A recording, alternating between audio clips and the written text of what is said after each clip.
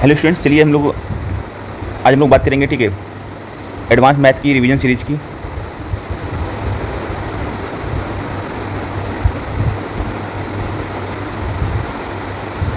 जैसा कि आपको पता होगा, एसएससी सीजीएल का जो एग्ज़ाम है वो 12-13 सितंबर से स्टार्ट हो रहा है, ठीक है। तो हम लोग उसके लिए, ठीक है, इंपॉर्टेंट रिवीजन सीरीज लेके आ रहे हैं आपके लिए, एडवांस और अरिथमेटिक की, ठीक है।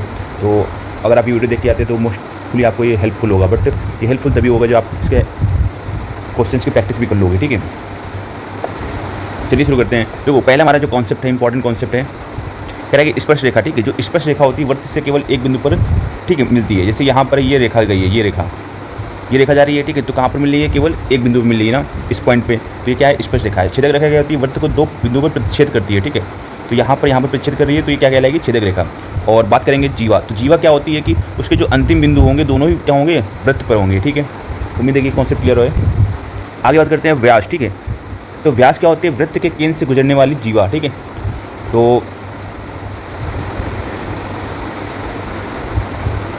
वृत्त के केंद्र, ये हमारे सेंटर यहाँ पर है, इसके जो जीवा है, जीवा क्या होती है? आखिरी जो बिंदु को अंतिम बिंदु होते हैं वो कहाँ पर होते हैं? इसके वृत्त पर होते हैं, ठीक है। तो वृत्त के केंद्र से गुजरने वाली जीवा क्या कहलाती है? व्यास कहलाती है। कोई दिक्कत समस्या नहीं होगी इस कॉन्सेप्ट पे, ठीक है।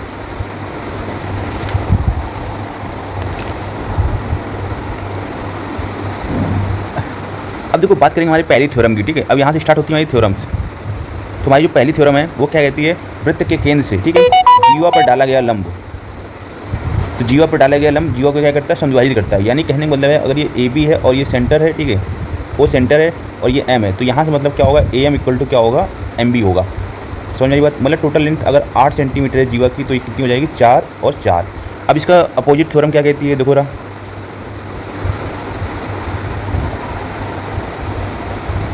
कहती है वृत्त के केंद्र से, ठीक है, जीवा को मिलाने वाली रेखा, जीवा के मध्य बिंदु को मिलाने वाली रेखा। मध्य बिंदु मतलब क्या हो गया? दोनों इक्वल पार्ट है, ठीक है। मिलाने वाली रेखा होती है, ठीक है, वो रेखा जीवा पर लंब होती है, ठीक है। समझ में आ गया? ये मध्य बिंदु को, वृत्त के केंद्र से मध्य बिंदु को मिलाने वाली रेखा जीवा पर क्या होती है? लंब होती है। तो इसका अपोजिट थ्योरम होगी। चलो आगे हम लोग बात करेंगे अगली थ्योरम की। नेक्स्ट थ्योरम हमारी है, तो वृत्त की दो समान जीवाएं केंद्र पर समान कोण बनाती हैं, ठीक है। तो ये ए बी इक्वल टू क्या दिया हुआ है? सी डी दिया हुआ है, ठीक है। तो वृत्त की दो समान जीवाएं वृत्त के केंद्र पर क्या करेंगे? समान कोण बनाएंगे, ठीक है। मतलब क्या होगा? ये एंगल और ये एंगल आपस में इक्वल होगा और ये जीवा आपस में क्या होगी? इक्वल होगी। If A B equal to C D then, ठीक है, angle A O B equal to angle C O D. कोई दिक्कत समस्या नहीं होगी। इसको बोलना चाहे एंगल 1 2, तो एंगल 1 इक्वल टू क्या हो जाएगा? एंगल 2 हो जाएगा।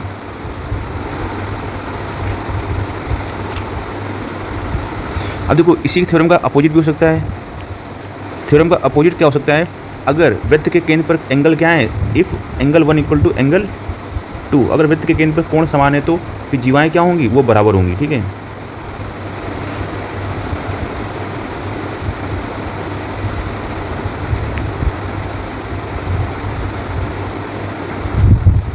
अगला पॉइंट है, ठीक है, जो वृत्त की जीवाएं होती हैं, ठीक है, समान जीवाएं, तो ए बी इक्वल टू अगर क्या है? सी डी है, ठीक है, तो ये केंद्र से क्या होती हैं? समदूरस्थ होती हैं, ठीक है। तो कहने का मतलब क्या है? ये वैल्यू, ठीक है, O M equal to N, if A B equal to क्या हो गया? सी डी हो गया, तो ओ एम की वैल्यू किसकी इक्वल होगी? ओ एन की। कोई दिक्कत समस्या नहीं होगी। ये कॉन्सेप्ट क्लियर होगा आपको, ठीक है। अब आप इसका अपोजिट थ्योरम भी क्या कह सकते हो? अगर, ठीक है, केंद्र से जीवाएं समदूरस्थ हैं तो मतलब क्या होंगे? उनकी जो जीवाएं होंगी वो इक्वल होंगी, ठीक है।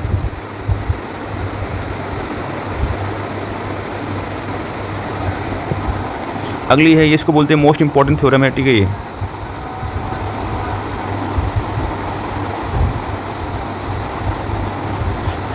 वृत्त के केंद्र पर बना कोण, ठीक है, परिधि बनने कोण का दोगुना होता है। मतलब ये एंगल, ये जो एंगल होता है, ठीक है, अगर ये थीटा है तो ये कितना होगा? 2 थीटा। वृत्त के केंद्र पर बना कोण परिधि बने कोण का दोगुना होता है, ठीक है। ये आपको इंपॉर्टेंट थ्योरम है, इसको याद रखना है। इसका आप अपोजिट भी कह सकते हैं। अब देखो क्वेश्चन नंबर 9, सॉरी थ्योरम, अगली थ्योरम लेते हैं, ठीक है। तो अगली थ्योरम क्या कहता है? एक ही वृत्तखंड में, ठीक है। तो अब जैसे ये है, ठीक है, और इसी जीवा से, ठीक है, अलग एक वृत्तखंड जा रहा है, तो एक ही वृत्तखंड में बने कोण क्या होते हैं, बराबर होते हैं। ये चीज़ आपको याद रखनी है। इसको सी है और डी है, ए बी, ठीक है। इसको मान लो त्रिज्या मान लेते हैं ओ। तो ये एंगल और ये एंगल आपस में बराबर होंगे, और ये एंगल क्या होगा, दुगना होगा। ये थीटा है तो ये भी थीटा होगा, ये कितना होगा, 2 थीटा होगा। कोई दिक्कत समस्या नहीं होगी, क्योंकि वृत्त के केंद्र में बना कोण परिधि बने कोण का दोगुना होता है, और एक ही वृत्तखंड में बने कोण आपस में समान होते हैं। तो ये चीज़ें आपको याद रखनी है। अब यही एंगल अगर आपको कहाँ बन जाए, सेमी सर्कल पे, ठीक है, तो एक ऐसे जाएगा और दूसरा ऐसे। तो अभी भी ये क्या होगा, ये थीटा होगा, ये भी क्या होगा, थीटा होगा। समझ में आई बात, ठीक है।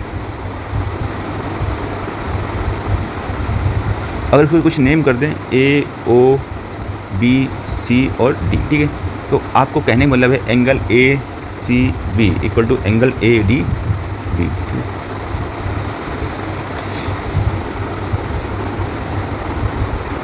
अगली थ्योरम हमारा है अर्धवृत्त वाली थ्योरम है।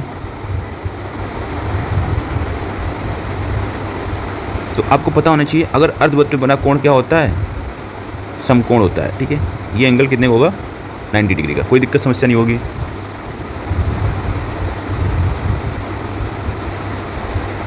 आप इसकी अपोजिट थ्योरम क्या कह सकते हो, अगर किसी समकोण त्रिभुज के, ठीक है, किसी आप राइट एंगल ट्रायंगल के कर्ण को व्यास मानकर, ठीक है, कर्ण को क्या है, ये 90 है तो ये कर्ण का व्यास होगा ना, कर्ण को व्यास मानकर, ठीक है, अगर आप एक वृत्त खींचते हैं तो यह उसके विपरीत शीर्षों से होकर, वृत्त इसके विपरीत शीर्षों से होकर गुजरता है, ठीक है। तो इस शीर्ष से, इस शीर्ष से और इस शीर्ष से होकर गुजर रहा है।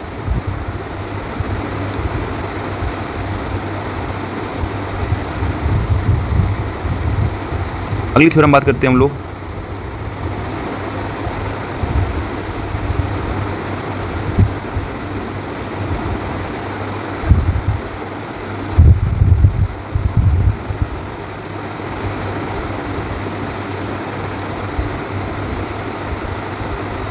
देखो अगर एंगल ए पी बी है आपका, ये एंगल है, ठीक है, ए क्यू बी के बराबर है।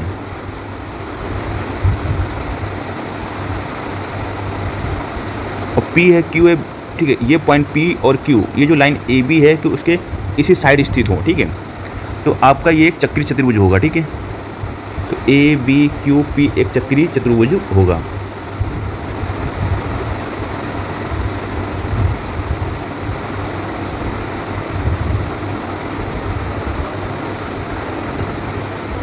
अब देखो राम, अगली थ्योरम जो हमारी है वो चक्रीय चतुर्भुज से रिलेटेड है।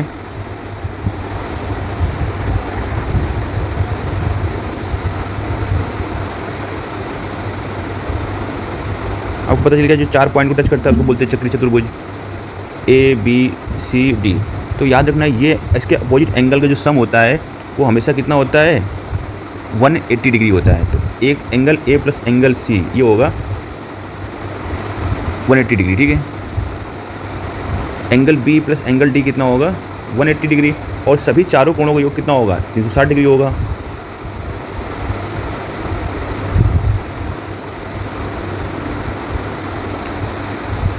अब इसी थ्योरम में अगर देख लेते हैं, ठीक है, अगर हम लोग इस भुजा को बढ़ा दें, ठीक है, तो इस भुजा को बढ़ा दें, ठीक है, तो ये एंगल कुछ नाम दे देते हैं, एंगल 1 और इसको बोलते हैं एंगल 2। तो जो एंगल 1 होगा वो एंगल 2 के बराबर होगा। ये चीज़ आपको याद रखनी है।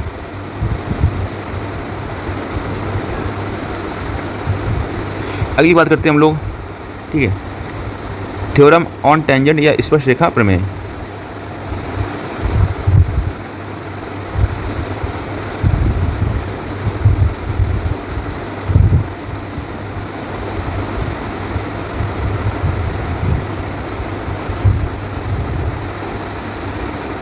दो कोई सर्कल है, ठीक है, उससे होके क्या है आपकी टेंजेंट जा रही, तो सेंटर से और टेंजेंट ये कितने का एंगल बनाते हैं, 90 डिग्री का, ठीक है। ये चीज़ क्लियर है। अब आपका ये, ठीक है, एक सर्कल है, उसके बाहर से एक बाहरी बिंदु से बाहर, ठीक है, बाहरी बिंदु से आपकी 2 स्पर्श रेखाएं खींची गई हैं, ठीक है, पी ए और पी बी। तो इनकी जो लंबाई होगी वो आपस में बराबर होगी। तो P A equal to P B, कोई इशू नहीं इसमें।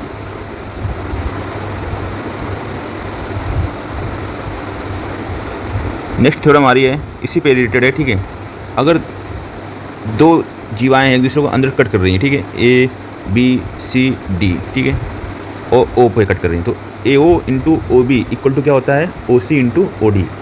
ठीक है, अब यही जीवाएँ अगर आगे बढ़ा दी जाएँ, ठीक है, दो जीवाएँ हैं, उनको हम लोग आगे बढ़ा देते हैं, ठीक है, ए बी पी और इसको बोले डी और सी। ठीक है, तो जो A P into P B ये होगा P C into P D बराबर। मतलब कहने का मतलब क्या होगा, पहले आपको पूरी लाइन लेनी है ए पी, फिर बाद में लेनी है पी बी, इतनी बाहर की लाइन। ठीक है, पहले आपको पूरी लाइन लेनी है पी सी, फिर आपको लेनी है बाहर की लाइन पी डी। इनका ठीक है, समझ में आ गया, बाहर की लाइन फिर वृत्त, पूरी लाइन इंटू वृत्त बाहर की लाइन। ठीक है, A P into P B, पूरी लाइन पी सी, फिर बाहर की लाइन पी डी, इनका मल्टीप्लाई ले लेना है, कोई दिक्कत नहीं होगी। ठीक है, आगे हम लोग बात करेंगे कुछ थ्योरम नंबर, अगली थ्योरम बात करेंगे। ठीक है, अब क्या हो, एक आपकी प्रतिच्छेद रेखा हो, ठीक है, एक आपकी क्या हो, प्रतिच्छेद रेखा हो, और आपका क्या हो, एक स्पर्श रेखा हो, वो आपस में जाके कहीं पर मिल रही है। मान लीजिए ये आपकी टी पे स्पर्श कर रही है और ये आके बाहर पी पे मिल रही है, और ये ए पॉइंट है और ये बी पॉइंट है। ठीक है, तो आपको पता है, क्या पता है, आपको लेना क्या होता है, पूरी लाइन पी बी इंटू बाहरी line P A equal to जो बाहरी लाइन है पी टी का स्क्वायर। ठीक है, कोई दिक्कत समस्या नहीं होगी।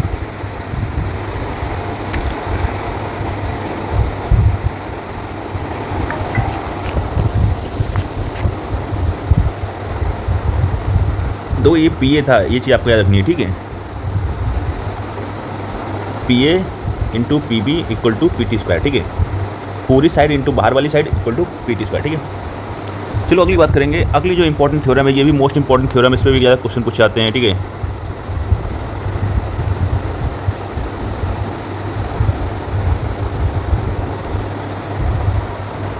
इसको बोलते हैं एकांतर खंड प्रमेय। ठीक है,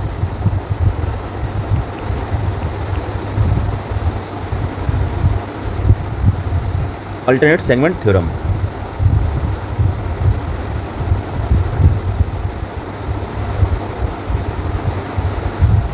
तो ये क्या कहती है, देखो राम, आपका ये एक सर्कल है। ठीक है, तो सर्कल का आपका एक स्पर्श रेखा खींची जाए। ठीक है, अब स्पर्श बिंदु से होकर एक जीवा खींची जाए, ये चीज़ समझिए रहा, स्पर्श, ये क्या हो रहा है यार। ठीक है, ये स्पर्श रेखा है, और स्पर्श बिंदु से होकर एक जीवा खींची जाए, तो इस जीवा द्वारा जो बना हुआ कोण होगा, ये कोण इसके अल्टरनेट कोण के बराबर होगा। ठीक, एकांतर के मतलब उस साइड के, ये है इस और ये है इस साइड। ठीक है, इसे कोण के बराबर होगा। समझ में आ गया ये कॉन्सेप्ट। अब ऐसे ही एक और खींची जाए जीवा, ये एंगल भी क्या होगा, इसके बराबर होगा। तो इसको अगर हम नाम दे दें एंगल 1, इसको दे दे 2, इसको दे दे 3, तो एंगल 1 इक्वल टू क्या होगा, एंगल 2 और इक्वल टू एंगल 3। कोई दिक्कत समस्या नहीं होगी इस पर।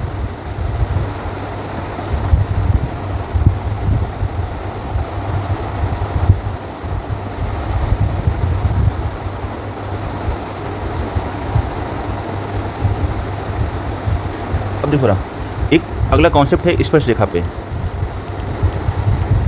अगर दो सर्कल एक दूसरे को इंटरनली टच कर रहे हैं, ठीक है, इंटरनली टच कर रहे हैं, तो यहाँ पर मान लो पहले वाले की रेडियस है। ठीक है, पहले वाले की रेडियस कितनी है, ए है, और दूसरे वाले की रेडियस कितनी है, बी है। यहाँ तो कोई दिक्कत नहीं होगी। तो इनके देखो रहा, तो इनके बीच की जो दूरी होगी, ठीक है, वो क्या होगी, ए माइनस बी होगी। समझ में आ रहा है। जब ये इंटरनली टच कर रहे हैं, अंदर से टच कर रहे हैं ना, ये इंटरनली टच कर रहे हैं। अब जब ये एक्सटर्नली टच करेंगे, एक्सटर्नली टच कर रहे हैं, ठीक है, सॉरी यहाँ पर सेंटर यहाँ पर मान लेते हैं। ठीक है, तो ये पॉइंट क्या है, यहाँ से लेकर यहाँ तक ये ए है, और यहाँ से लेकर यहाँ तक क्या है, बी है। तो ये टोटल डिस्टेंस हो जाएगी इनके सेंटर्स के बीच की दूरी, वो ए प्लस बी हो जाएगी। कोई दिक्कत समस्या, ठीक है, जब ये एक्सटर्नली टच करेंगे।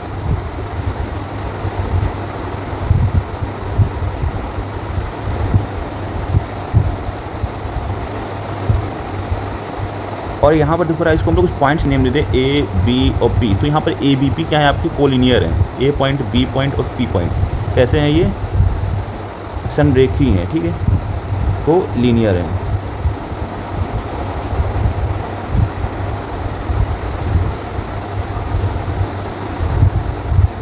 अब बात करेंगे कुछ इंपॉर्टेंट पॉइंट्स की इस पे। ठीक है,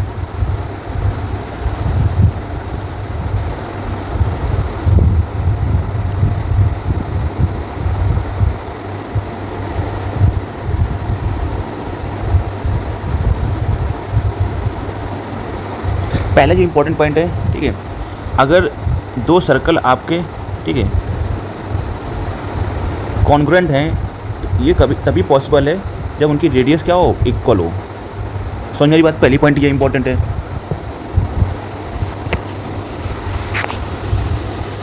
और सेकंड पॉइंट आपका ये इंपॉर्टेंट है, ठीक है, जैसे दो आपकी अनइक्वल जीवाएँ हैं, ठीक है, जैसे ये है AB है और ये CD है, तो अब आपका ये सेंटर है, ठीक है। तो आपको ये चीज़ पता होनी चाहिए, जो जीवा बड़ी होगी वो सेंटर के अधिक पास होगी, ठीक है, अधिक नज़दीक होगी, और जो जीवा छोटी होगी सेंटर से क्या होगी, दूर होगी।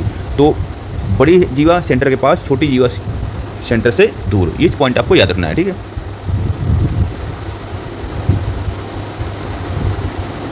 अगला पॉइंट आपको याद रखना है, देखो किसी वृत्त के, देखो ये ऐसे है, ठीक है, ये पॉइंट O है, ठीक है। अब यहाँ पर हमने एक कट मारा, ठीक है, जैसे हमने लेके इसको एक एंगल बनाया, ये कट, ठीक है, तो इतना हमने क्या किया, इतना पार्ट, तो ये जो पार्ट कहलाएगा लघुखंड कहलाएगा, ठीक है। और ये बाकी जो बचा हुआ पार्ट है ये क्या कहलाएगा, दीर्घखंड।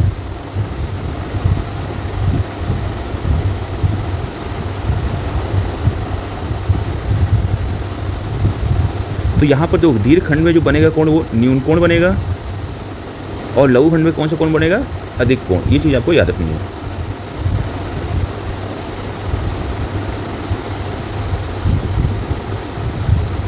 अगला पॉइंट याद रखना है आपको, अगर किसी सर्किल के चार, ठीक है, या किसी आप चतुर्भुज की, एक मैं चतुर्भुज बना लेता हूँ मैं इसको, ठीक है, अगर किसी चतुर्भुज की चारों भुजाओं को कोई सर्कल टच करता है, ठीक है, जैसे मान लो ये A पॉइंट पे टच करता है, ये B पॉइंट पे, और ये C पॉइंट पे, और ये D पॉइंट पे, ठीक है, तो इसका मतलब क्या होगा, तो इसकी जो अपोजिट भुजाओं का सम उस दूसरी अपोजिट भुजाओं के सम के बराबर होगा। मान लो ये पहली वाली A है, और ये वाली B है, और ये वाली है C, और ये वाली है D, तो यहाँ से जो A प्लस B का जो जोड़ होगा वो C प्लस D के बराबर होगा। ये चीज़ इंपॉर्टेंट पॉइंट है, आपको याद रखना है, ठीक है। अगला पॉइंट इंपॉर्टेंट है, ठीक है, अगर आपकी, देखो अभी हमने पढ़ा हुआ है कॉन्सेप्ट कि क्या पढ़ा हुआ है, अगर हम लोग बाहर से, ठीक है, किसी एक बिंदु से दो स्पर्श रेखाएं खींचते हैं, ठीक है, P, और ये हो गया आपका A और आपका हो गया ये B, और यहाँ से ये देखो ये पॉइंट, तो ये एंगल कितना होगा, 90 डिग्री। केंद्र से स्पर्श बिंदु पर या जहाँ पे मिलता है वो एंगल कितने बनाता है, 90 डिग्री, कोई दिक्कत नहीं यहाँ तक, ठीक है। और AP है वो PB के बराबर होगा, कोई दिक्कत नहीं, समस्या यहाँ तक, ठीक है। अब यहाँ से अगर हम लोग इस लाइन को मिलाते हैं यार, वो ठीक है, इस लाइन को हम लोग मिलाते हैं, तो जो समझना रहा, जो एंगल ये होगा इसको बोल सकते हैं एंगल 1, इसको बोल सकते हैं एंगल 2, इसको बोल सकते हैं एंगल 3, इसको बोल सकते हैं एंगल 4। तो एंगल 1 इक्वल टू एंगल 2 होगा, AP इक्वल टू PB होगा, कोई दिक्कत समस्या नहीं होनी चाहिए आपको। यहाँ पर इसको मान लेते हैं ये M पॉइंट है, ठीक है, और यहाँ से क्या होगा आपका AM इक्वल टू क्या होगा, MN होगा, और ये जो होगा एंगल, ये एंगल 90 डिग्री हो जाएगा, एंगल AMP कितने हो जाएगा, 90 डिग्री, ठीक है। तो इसका मतलब हुआ AM परपेंडिकुलर हो जाएगा, इसको कुछ मान लेते हैं OP के, ठीक है। तो हमने क्या सीखा, एंगल 3 इक्वल टू एंगल 4 हो जाएगा। तो हमने यहाँ पे काफ़ी बातें सीख ली इस, और ये मोस्ट इंपॉर्टेंट है कॉन्सेप्ट है, ठीक है, ये आपको बहुत बार काम आएगा, ये चीज़ आप याद रखो, ठीक है।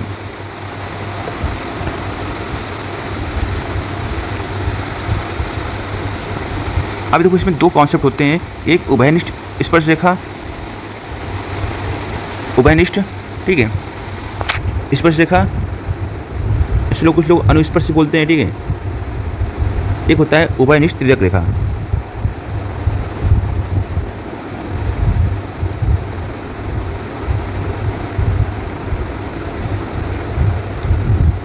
तो इसका फार्मूला आप डायरेक्टली याद कर लो, ठीक है। इसका जो फार्मूला होता है वो d² माइनस अंडर रूट, स्पर्श रेखा की लंबाई निकालना है, ठीक है, R1 माइनस R2 का होल स्क्वायर, ठीक है। और यहाँ पर तिर्यक मतलब होता है ट्रांसवर्सल। जब तिर्यक वाली बात होगी तो ये R1 माइनस नहीं होगा, ये क्या हो जाएगा, R1 प्लस R2 का होल स्क्वायर, बस इतना सा फर्क हो जाएगा।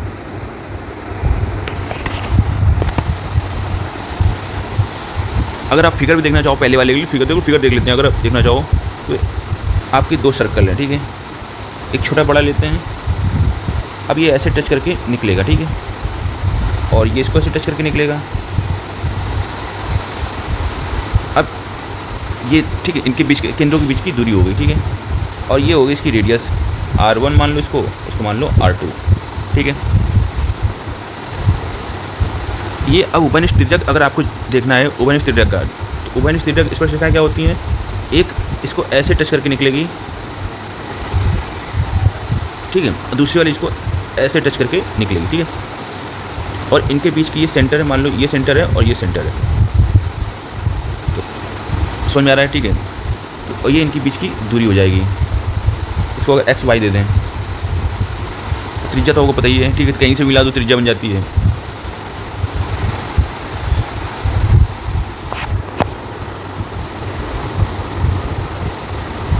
अगला इंपॉर्टेंट पॉइंट है,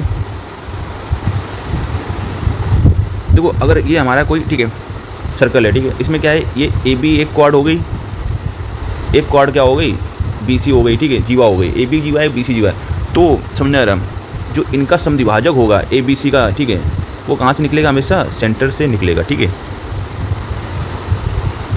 एंगल 1 = 2। तो इनका समद्विभाजक होगा वो कहाँ से निकलेगा, हमेशा केंद्र से होकर निकलेगा। अगले थ्योरम इंपॉर्टेंट है, इस जो आपका चक्रीय चतुर्भुज होता है उसके जो कोण समद्विभाजक होते हैं उससे जो बना चतुर्भुज होता है वही क्या होता है, चक्रीय चतुर्भुज होता है, ठीक है।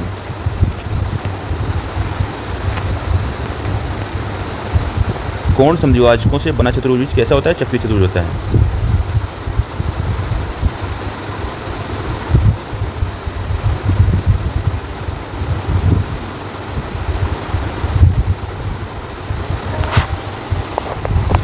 जैसे फिगर आप देखना चाहो तो देख सकते हो, अगर ये आपका एक चक्रीय चतुर्भुज है, ठीक है, अब ऐसे एक चतुर्भुज, ठीक है, ये विभाजक हो गया, ठीक है, एक ऐसे ये विभाजक हो गया और ऐसे आके ये मिला, तो ये जो अंदर बन रहा है PQSR, ये कैसा होगा, चक्रीय चतुर्भुज होगा, ठीक है, समझ में आ रही बात ना।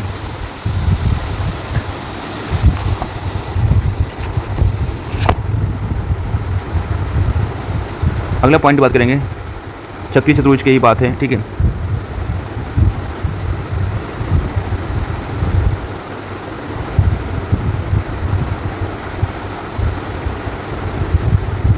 अगर एक चक्रीय चतुर्भुज, ठीक है, समलंब चतुर्भुज समद्विबाहु होता है, ठीक है, अगर ये चक्रीय चतुर्भुज है, ठीक है, ये समझो रहा, और ये समलंब भी है, ठीक है, यानी समलंब चतुर्भुज भी है,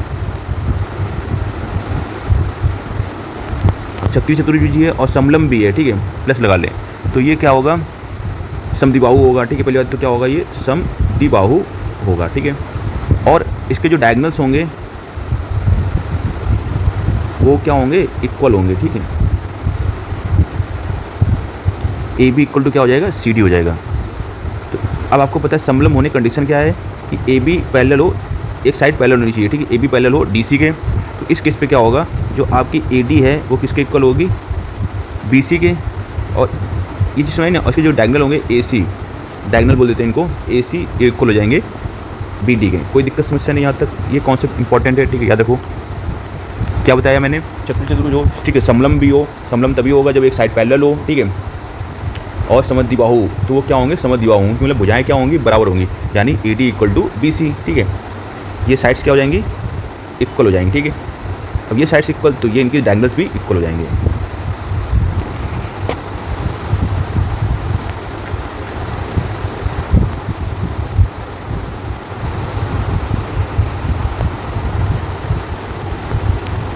इसी के अपोजिट थ्योरम भी हम लोग ले लेते हैं, ठीक है। अपोजिट थ्योरम इसी में समझा देता हूँ मैं, ठीक है। अपोजिट थ्योरम क्या है, अगर इफ़, ठीक है, ए बी अगर पैरेलल होगी डी सी के, ठीक है, इफ़ ए बी पैरेलल होगी डी सी के, तो समझो रहा है, तो ए डी इक्वल टू अपने आप क्या हो जाएगा, बी सी हो जाएगा।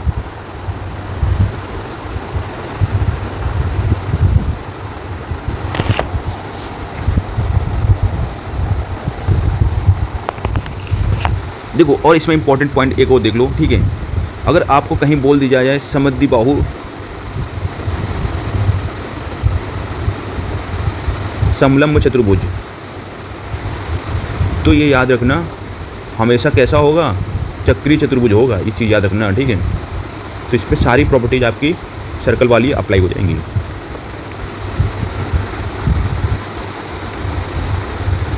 चलो आगे देखते हैं, आगे कुछ 2-3 थ्योरम बची हुई है, उनको भी देख लेते हैं, ठीक है। इंपॉर्टेंट पॉइंट्स है भाई, ठीक है, बहुत ज़्यादा इंपॉर्टेंट है ये। देखो सेम है कॉन्सेप्ट है, ठीक है। एक्सटर्नल पॉइंट्स हमने 2 इस पर से रेखाएँ खींची है, पी ए और पी बी। कोई दिक्कत समस्या नहीं यहाँ तक, ठीक है। तो हमने क्या ये एंगल बनाए हुए हैं, अगर ये एंगल x है तो ये समझ नहीं आ रहा, ये है तो सामने वाला हमेशा क्या होगा 90 - x/2 होगा। ऐसे समझ सकते हो कि अगर हम ज़्यादा हैं तो सामने वाला क्या होगा, कमी होना चाहिए, ठीक है। ये 90 - x है तो इसके सामने वाला क्या होगा 90 + x/2, तो तभी तो 180 बनेगा ना, चक्री चतुर्भुज है, ठीक है। अगला इंपॉर्टेंट पॉइंट लास्ट कॉन्सेप्ट है सर्कल का, ठीक है। सर्कल कंप्लीट हो जाएगा इसके बाद।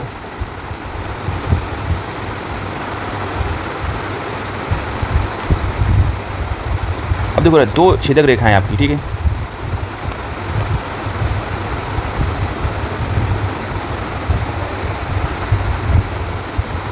तो क्यूब एक छेद करती है, प्रच्छेद करती है और पी पे, ठीक है। और आपका ऐसे हमने कॉर्ड बना दी, ठीक है। और ये सेंटर ओ है, इस पे एक रेखा है और ये रेखा इस पे क्यू पे जाके मिलती है, ठीक है। तो जो आपकी अगर ये एंगल x है तो ये एंगल आपका 90 - x/2 होगा। ये चीज़ आपको बस याद रखनी है, ठीक है। ये एक्चुअल में एनसीईआरटी बुक का क्वेश्चन है, उससे डायरेक्ट हमने, ठीक है, कॉन्सेप्ट उठाया हुआ है। तो यार उम्मीद है आपको ये कॉन्सेप्ट समझ में आया होगा, ठीक है। अगर टाइम मिलेगा तो यार इस पर प्रैक्टिस सेट भी करा देंगे, ठीक है। ठीक है, अब अगला हमारा जो चैप्टर होगा वो ट्राइंगल पे बेस्ड होगा, ठीक है। ट्राइंगल वाला चैप्टर हम लोग आपको लेके आएंगे 1 शॉर्ट वीडियो, ठीक है।